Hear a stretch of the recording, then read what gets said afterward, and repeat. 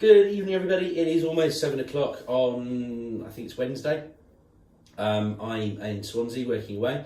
Haven't done a vlog for a while. I don't really have anything specific to talk about except to say that training is generally going pretty well, apart from a couple of issues in the last 24 hours. I've bunged up with bubonic plague, or man flu as I think it's called, which when I took a day off. But in the words of my coach, man the fuck up. So I'm off to the gym tonight to smash chest and make sure that progress is keeping on track. For those of you that have been following me, despite the huge amount of criticism I still get through private message and withheld phone calls and comments on Instagram and Twitter and social media generally that suggest I'm a scrawny wanker still, just keep telling them I do enjoy reading them. But you know, I have put on quite a bit of muscle mass over the last couple of years.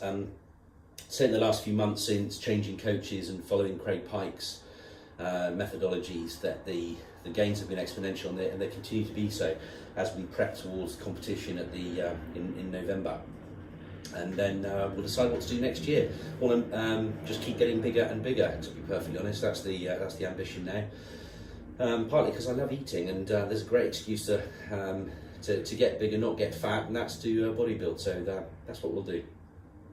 Got a few pet hates that I want to talk about. I've been forced to train away from my home gym. My home gym's Sups gym in Weston-super-Mare, traditional bodybuilding gym, very respectful, a mix of younger and older, quite a lot of bodybuilders in there whose work ethic is inspirational, to say the least.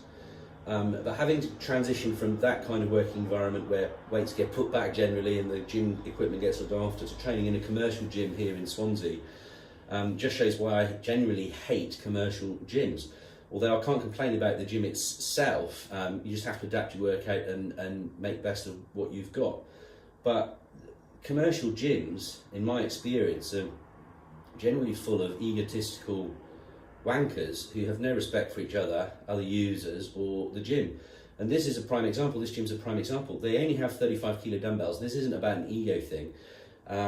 They seem to think that that by restricting the size of the dumbbells, it stops the roid rage brigade, is what one of the PTs told me, from coming to the gym, which is nonsense, because 3/4 of the guys here in Swansea at the gym are on steroids, so clearly the strategy isn't fucking working. Secondly, you know, you have to adapt your workout because of the limitations of the weight, which is fine for someone like me. I've been doing it long enough now to know which exercises yield the best contraction and get the best results. So I'm able to do that, but someone who's a little bit inexperienced is probably going to be, well, who knows. The other thing I hate about the gyms is, if you're big enough to carry a dumbbell from one end of the gym to the fucking other, put it back when you finished with it, you annoying fucktard.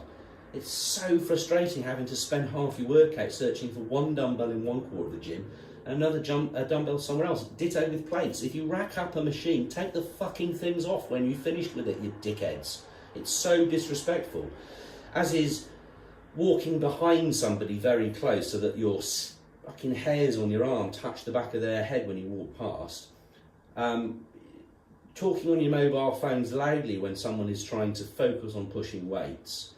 Not using the weights correctly is just a massive distraction. If you don't know how to use the weight, or you think it's all about how much you can lift and you're lifting with ego, go and speak to one of the PTs and get them to slap you repeatedly around the face until you bleed, because you're clearly a twat. Likewise with guys who hog the machines, and they spend hours between each set on their mobile phones, presumably updating selfies or trying to seek likes from equally deluded fucktards. I mean, just fuck off and free up the machinery.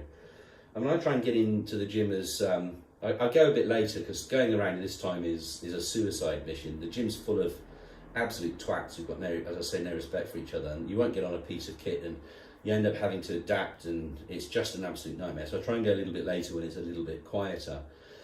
But likewise, I've seen some of the PTs in this gym as well, and the advice they're giving to people that, you know, going to them for advice looks quite dangerous in some instances, but it's not my job to criticise a qualified PT, presumably, even though it only does take a few weeks to get a qualification. But anyway, that's it really.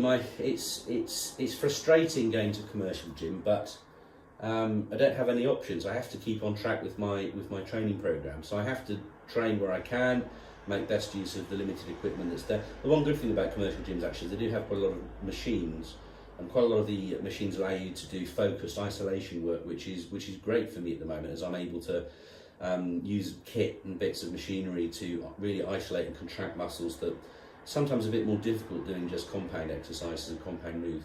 Obviously don't have any spots here, and to be honest, looking at most of the guys that walk around the gym, I wouldn't trust them to actually focus on me when I'm exercising and not be distracted by their mobile phones. Probably going to be slated and lynched by the local guys of Swansea who use that gym, but I couldn't give a fuck. It's full of ego tards, to be honest, ego fucktards. But apart from that, I'm sure it's a lovely, lovely gym with lots of people in it. Anyway, apart from that, everything's going well. Diet's on point, muscle growth going well. Coach is happy, I'm happy. I do get frustrated when I miss a training session, but not much can be done about that. You have to listen to your body, otherwise you'll end up just becoming injured.